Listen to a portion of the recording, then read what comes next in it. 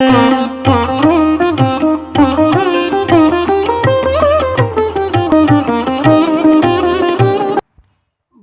வையகம், வாழ்க வையகம், வாழ்க வளமுடன்.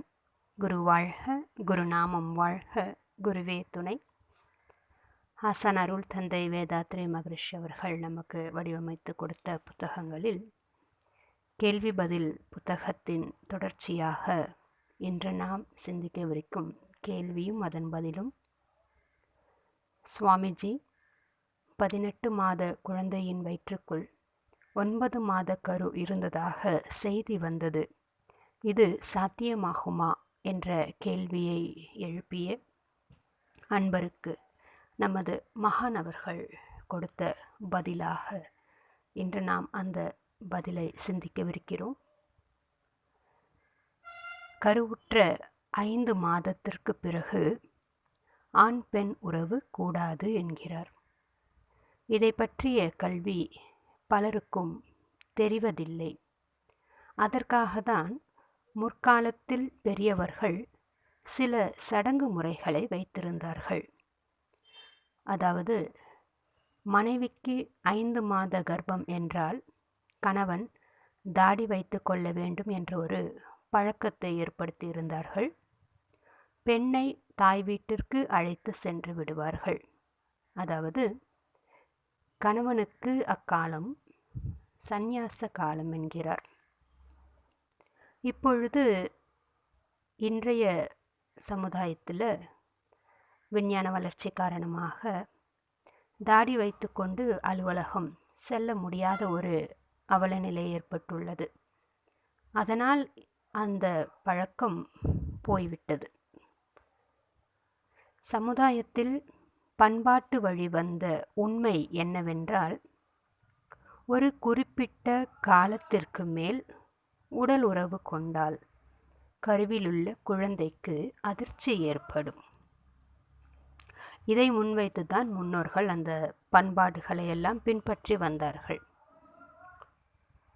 அப்போ அந்த அதிர்ச்சி ஏற்படுவது அந்த கருவுக்கு, அந்த குழந்தைக்கு பாதிப்பை ஏற்படுத்தும். என்ன பாதிப்பு ஏற்படும் என்றால், அதன் விளைவாக ஊனமுற்ற குழந்தை பிறக்கலாம் என்கிறார்.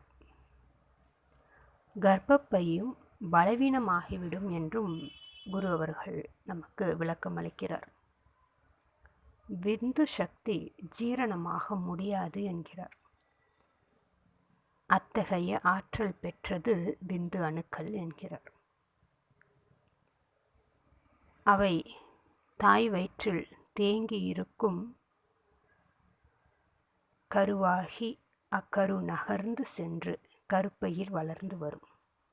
அதாவது, தாய் வயிற்றில் தேங்கி இருந்து கருவாகி அக்கரு நகர்ந்து சென்று கருப்பையில் வளர்ந்து வரும் என்கிறார். குழந்தையின் கருப்பைக்குள் தங்கிவிட்டால் அங்கு அது முளைத்துவிடும் என்கிறார். அரிதாக இவ்வாறு நடப்பதும் சாத்தியமே என்கிறார். எனவேதான் பண்பாடு வழிவந்த ஆண் பெண் உறவு கல்வி அனைவருக்கும் அவசியம் என்பது விளங்குகிறது. நமது முன்னோர்கள் நமக்கு வடிவமைத்து கொடுத்த சடங்கு முறைகளும் சம்பிரதாயங்களும் இன்று விஞ்ஞான காலத்தின் வளர்ச்சி காரணமாக அதை உதாசீனப்படுத்துதலோ இல்லை அலட்சியப்படுத்தியோ நாம் அதை பின்பற்ற முடியாத நிலைக்கு உள்ளோம். ஆனால் ஒவ்வொன்றுமே நமது முன்னோர்கள் விஞ்ஞான ரீதியாகவும் அதற்கான ஆராய்ச்சிகள் கண்டு அதன் விளைவுகளை எல்லாம் அவர்கள் கூர்ந்து உணர்ந்து எல்லோருக்கும் நன்மை தரத்தக்க வகையில்தான் சில சம்பிரதாயங்களும் சடங்கு முறைகளும் நமக்கு வடிவமைத்து கொடுத்துள்ளார்கள். ஒரு அமாவாசை பௌர்ணமி தினத்தன்று உடலுறவு கொள்ளக்கூடாது என்பதும், ஒரு பெண் கருவுற்று இருக்கும் பொழுது அந்த ஆண் சந்நியாச வாழ்க்கையை மேற்கொள்ள வேண்டும் என்பதும், அந்த பெண் கருவுற்று இருக்கும் காலத்தில் அவளது உடல் ரீதியாகவும் மன ரீதியாகவும் அவள் அமைதியாகவும் மகிழ்ச்சியாகவும் இருக்க வேண்டும் என்பதற்காக அப்பெண்ணை தனது தாய் வீட்டிற்கு அழைத்து சென்று விடுதல் என்ற சம்பிரதாயங்களையும் வடிவமைத்து அவள் மனம் மகிழ்ச்சியாக இருக்கும் பொழுது அந்த குழந்தையும் அந்த அளவுக்கு ஆரோக்கியமாக வளரும் என்பதால் அவளுக்கு பிடித்த அந்த உணர்வுகள் அந்த தாயோடு தன் சகோதர சகோதரிகளோடு அவள் மகிழ்ந்து வாழ்ந்து கொண்டிருக்கும் அந்த காலம், அந்த கருவுற்ற தாய்க்கு அந்த காலம் என்பது மிக முக்கியமான நாட்களாக இருப்பதால் இந்த சம்பிரதாயங்கள் சடங்கு முறைகளை எல்லாம் முன்னோர்கள் நமக்கு பின்பற்றும்படி வழி வழியாக கொண்டு வந்தனர். இன்று அலுவலகத்திற்கு செல்ல வேண்டும் என்பதற்காகவும் பொருளாதாரத்தின் ரீதியாக ஆண் பெண் இருப்பாளருமே அந்த சமுதாயத்தில் உழைத்து பொருளீட்ட வேண்டும் என்பதன் காரணமாகவும் நேரம் தவறி அந்த அலுவலக காலங்கள், இரவு நேர பணி செய்தல் என்பதெல்லாம் நாம் வைத்திருக்கிறோம். இவை எல்லாமே நம்மளோட சந்ததி என்பது நம்மளோட குழந்தைகள், அவர்களுடைய அந்த உடல் மன பாதிப்புக்கெல்லாம் காரணமாகிறது. ஒரு கருவுற்றிருக்கும் குழந்தை என்பது அந்த தாயோட மறுபிறவி. நமக்கு பின் நமது சமுதாயமாக உருவாக வேண்டியவர்கள் அவர்கள். அப்போ அவர்களுடைய அந்த எதிர்காலம் என்பது நாம் கருவுற்றிருக்கும் காலத்திலிருந்தே அந்த ஒரு நல்ல உடல் அமைப்பு, அறிவு, ஆரோக்கியம் அனைத்தையும் நாம் அவருக்கு கொடுக்க வேண்டிய பொறுப்பில் இருக்கிறோம்.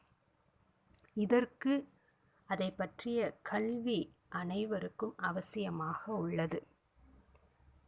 அந்த வகையிலே இன்று எழுப்பியிருக்கும் இந்த கேள்வி, அரிதாக நடக்கும் சில சம்பவங்கள் எதன் காரணமாக நடைபெறுகிறது என்பதை விரிவாக நம் முன்னோர்கள் வடிவமைத்து கொடுத்த அந்த சடங்கு முறைகள் எதற்காக என்பதையும் நமக்கு விளக்கி அதை நாம் பின்பற்ற தவறும் பொழுதுதான் சில கரு இந்த மாதிரி ஒரு சாத்தியமாகிறது என்பதை நமக்கு தெளிவாக குருமகான் அவர்கள் பதிலாக கொடுத்திருக்கிறார்.